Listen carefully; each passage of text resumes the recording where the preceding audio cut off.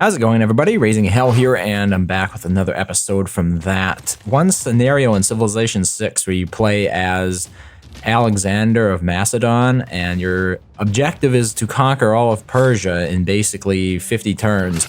So now you might recall I started this episode back when I was actually a bit under the weather, so to speak, and there was one thing that I really didn't like about how I was playing that.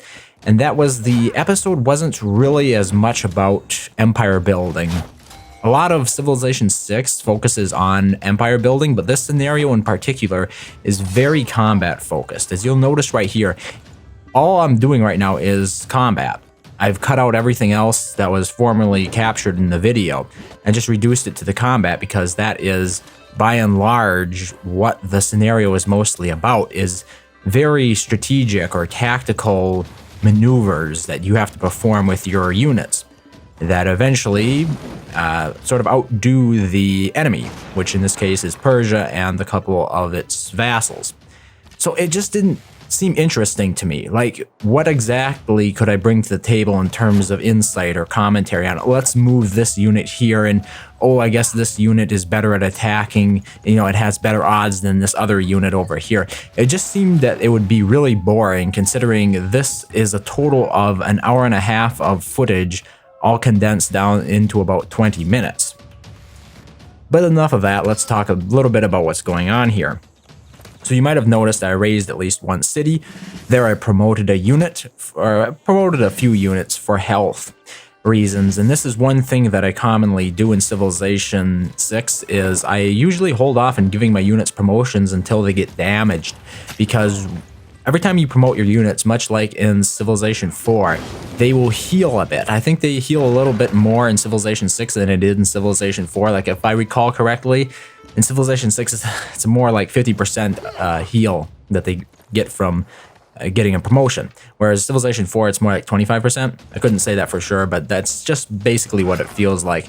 And that means that you basically have this free opportunity to get your units back into the fray, which I felt was incredibly valuable in this scenario in particular, because we're limited to 50 turns, like I've said before, and I have to capture all of Persia's cities. So I was a little bit worried when I first started this scenario. You might recall in the first episode, maybe you watched it, maybe you didn't, but there was a problem in that episode, and that is I didn't feel like I was moving along fast enough, that I wasn't conquering enough territory.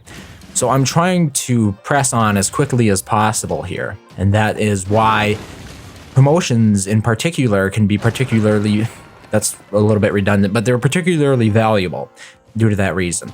And a lot of what you see here is just going to be me doing combat, and I'm just going to try to provide some insight, like some of the things that I learned in the process and some of the events that are going on. So I raised a couple of cities here.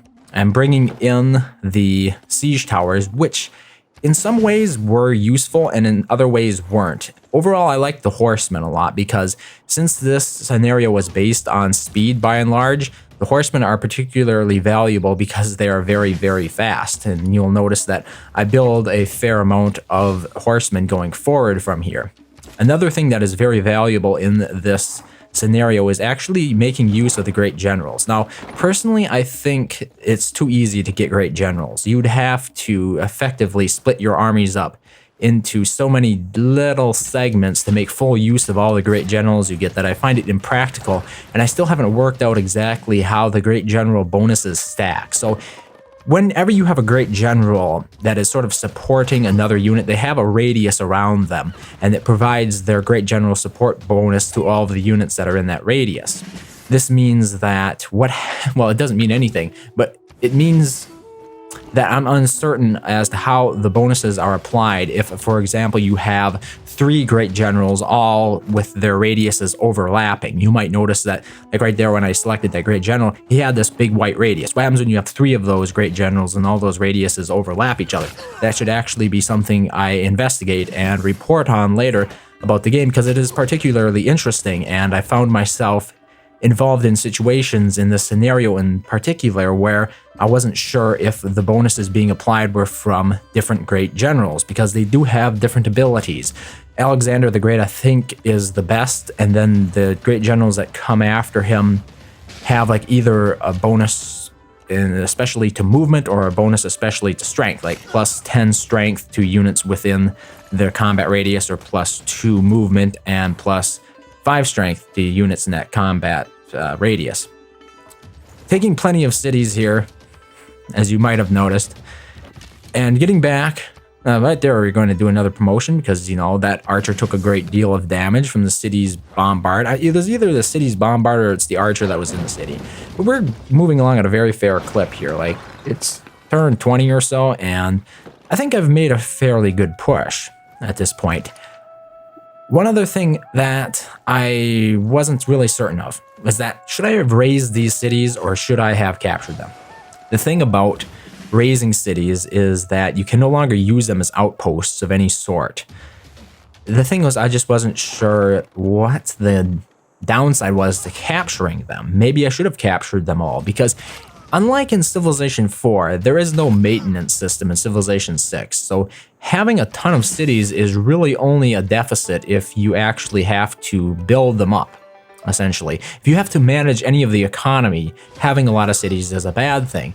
But there is really no economy in this game, so you're not going to pay any of the usual subtle penalties from having a huge empire in Civilization 6. So I'm thinking, instead of raising all of these cities from Persia, I should have just had them producing gold or something forever. Because they still do have that 50% occupation penalty to production. In other words, if you are producing anything in a city that you have formerly that you have captured from an enemy that you haven't made peace with yet, you will incur that 50% production penalty, which means that those cities are much less productive than the cities you build. However, if you want to, you could always just use gold to buy units. And this would be, I think, ultimately a lot more efficient at getting new units to the front lines than what I'm doing here. So you might notice, or have noticed, that a lot of the footage that I left in involved me actually moving units from the capital, from my capital, and then moving them over here into the battle area. Of course, that takes a lot of time. With the horsemen, it's not a particularly large investment in time, but with smaller stuff like the swordsman equivalent, I forget what it was called, it takes a long time for them to move all the way out there, because they only move like 3 tiles a turn, even on a road, or so. It's 3 or 4, forget exactly which.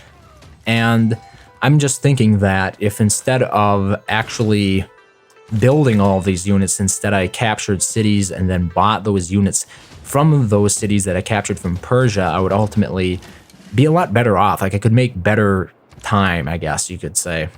And the thing is, I have a lot of gold. Like, if you look at the amount of gold I have right now, it's 700 at the moment, and I'm making a fair bit per turn, because really the only thing you use gold for is like buildings and units.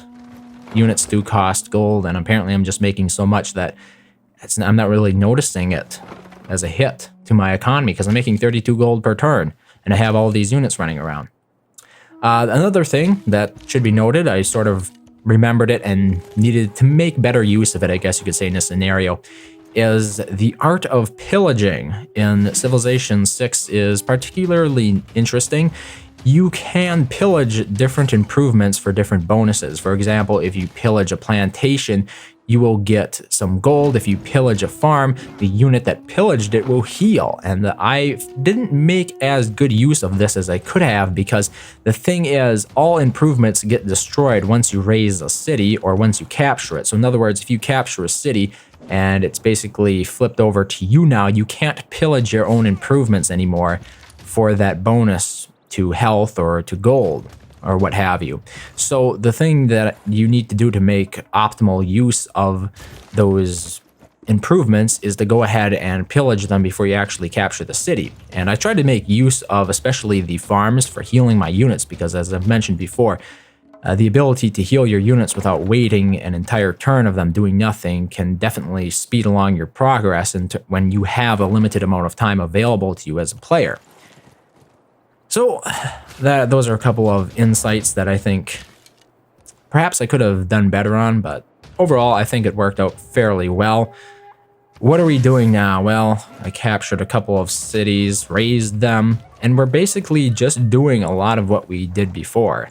I guess that is why the game itself is something that I'm not really sure how to present in a compelling way. For some reason, I feel like I can at least bring something to the table in Civilization 4.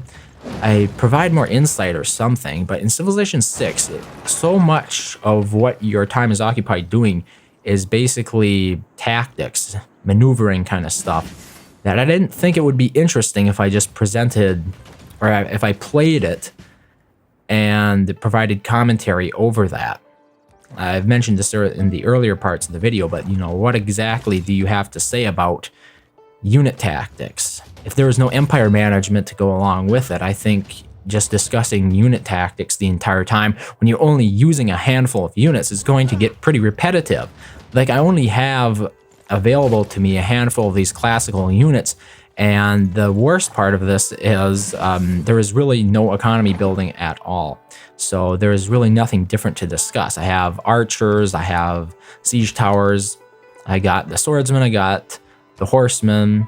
You can get spearmen. I don't really think there's much use for them, but you can get them, and most of the units that covers them, and it's going to be that way for 50 turns, which could end up being like upwards of 2.5 hours to complete.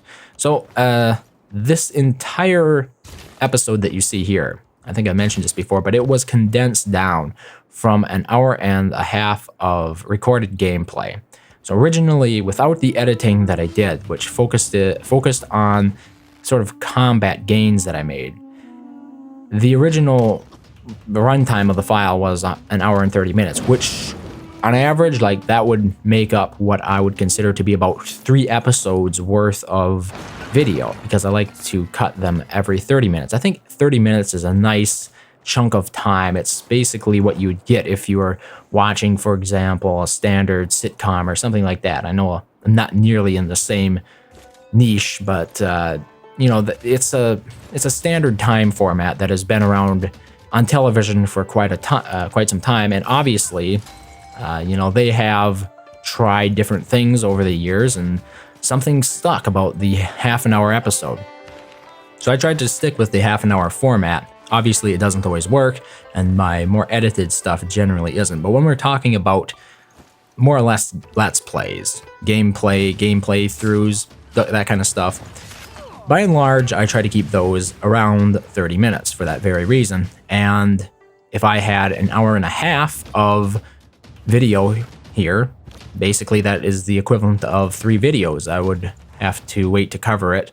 And I don't release a lot of videos because I actually look through it all. I don't think I'm getting better, but by and large, I don't feel confident about putting raw footage out there.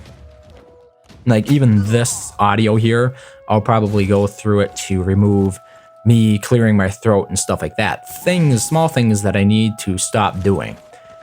And hopefully as time goes on, you clear up some of those smaller tics and you're more aware of what you're saying and you don't make mistakes when you're speaking.